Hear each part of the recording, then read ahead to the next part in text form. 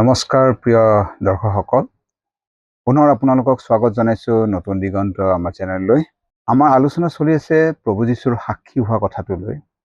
আৰু আগৰ খণ্ডত আমি জোহনে লিখা পত্ৰ 1 অধ্যায়ৰ আমি 1, 2, 3 পদটো চাইছিলোঁ। তাতে আমি চাইছিলোঁ যে কোন মানুহজন যোগ্য হ'ব পাৰে সাক্ষ্য দিবলৈ, সাক্ষ্যৰ কথাৰ সাৰ কথাটো কি, আৰু সাক্ষ্য বিশ্বাস কৰা উঠাত মানুহৰ কি লাভ আমি চাইছিলোঁ খণ্ডকেইটাত।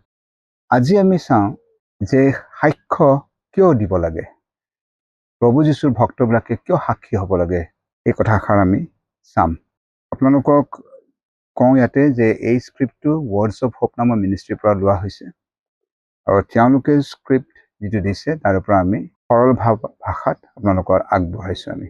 এতিয়া আজিৰ যিটো খণ্ড হয়, তেওঁলোকে মঠি 28 অধ্যায় 16 পৰা 20 পদ আমাক দিছে, আৰু তাৰে বিশেষকৈ এই কথাষাৰ যিটো প্ৰভু যীশুৱে কৈছে 19 পদটো, সেই কথাষাৰ আমি মন দিওঁ হওক। এই হেতুকে তোমালোক যোৱা আৰু সকলো জাতিকে শিষ্য কৰি পিতৃপুত্ৰ আৰু পবিত্ৰ আত্মাৰ নামেৰে তেওঁবিলাকক বাপ্তাইজ কৰা। আমি কিয় সাক্ষী হ'ব লাগে প্ৰভু যীশুৰ? 1 নম্বৰ কথা ইয়াতে হ'ল যে আমি প্ৰভুৰ পৰা এইটো আদেশ পাইছোঁ। এই আদেশটো অকল 12জন শিষ্যকে দিছে এনেকুৱা নহয়। প্ৰভু যীশুৰ সান্নিধ্যত অহা প্ৰত্যেকজনকে, যিবিলাকে আমি প্ৰভু যীশুৰ পৰা মুক্তিৰ আশীৰ্বাদ পাইছোঁ, অনন্ত জীৱনৰ সোৱাদ পাইছোঁ, প্ৰভুৰ সমাৰ সোৱাদ পাইছোঁ, প্ৰভুৰ সান্নিধ্যৰ সোৱাদ পাইছোঁ, তেওঁ আমাক কৈছে যে তোমালোক যোৱা, তোমালোকে আনক এই কথাষাৰ কোৱা গৈ। কাৰণ সংসাৰত বহু লোক আছে, সংসাৰত ইমান দুৰৱস্থাবিলাক আছে যে মানুহৰ আশা নাই। ইমানেই মানুহৰ দুৰৱস্থা যে ঈশ্বৰৰ বাস্তৱিকতাটো মানুহে বিশ্বাস কৰিবলৈ নোখোজে। এনেকুৱা অৱস্থাত প্ৰভু যীশুৱে ৰিঙিয়াই পেলাই আমাক আদেশ দিয়ে যে যোৱা, কোৱাগে। কাৰণ আমি যি উপলব্ধি কৰিছোঁ, সংসাৰত বহু মানুহে সেই উপলব্ধি কৰা নাই।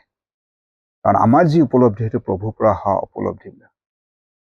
সেইকাৰণে আমাৰ প্ৰধান দায়িত্ব থাকে, যিবিলাকে প্ৰভু যীশুক বিশ্বাস কৰোঁ আৰু আমি যিবিলাকে তেওঁৰ ক্ষমা পালোঁ, যিবিলাকৰ জীৱন আমাৰ শুধৰণি হ'ল, প্ৰভুৰ মৰমত আমাৰ ঘৰ সংসাৰ উতলি উঠিল, ঈশ্বৰে আমাক গোবৰৰ দমৰ পৰাও উঠালে, আৰু আমি গম পাওঁ, তেনেস্থলত আমাৰ কৰ্তব্য হয় যে আমি যি পাইছোঁ আনক ক'বলৈ।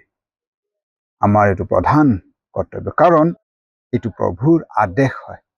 ইয়াতে আমাৰ কোনো ইচ্ছা অনিচ্ছাৰ কথা নাহে, ইয়াতে প্ৰভুৰ আদেশ হয়। সেইকাৰণেহে আমি প্ৰভু যীশুৰ সাক্ষী আনৰ আগত হ'ব লাগে। এইটো আপোনাৰ কৰ্তব্য। প্ৰভুৱে আপোনাক কি ৰূপে মৰম কৰিলে, কেনেকৈ আপোনাক বুটলিলে, কেনেকৈ আপোনাক আগুৰি ধৰিছে, সেই কথা আপুনিহে ক'ব পাৰিব। সেইটো আপোনাৰ দায়িত্ব, সেইটো আপোনাৰ পৰম ধৰ্ম, আপুনি সেইটো কৰিব লাগিব। সেইটো আপোনাৰ ঈশ্বৰে দিয়া আপোনাৰ আজ্ঞা। ইয়াতে যদি আমি কৰা নাই, বিফল হৈছোঁ, তেন্তে আমি প্ৰাৰ্থনা কৰা উচিত। কাৰণ সাক্ষী হ'বলৈ হৃদয়ত আৰম্ভণিটো হয়। প্ৰথমতে আপুনি নিজে উপলব্ধি কৰিব লাগিব।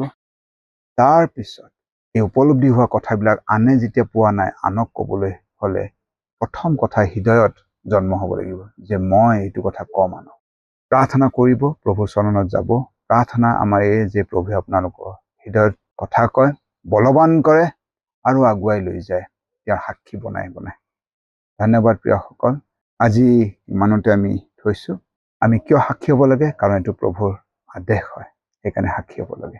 আৰু আমাৰ সাক্ষীৰ গুণত বহু মানুহৰ জীৱন কল্যাণ হ'ব। ধন্যবাদ। আজিলৈ ইমানতে থলোঁ। নমস্কাৰ।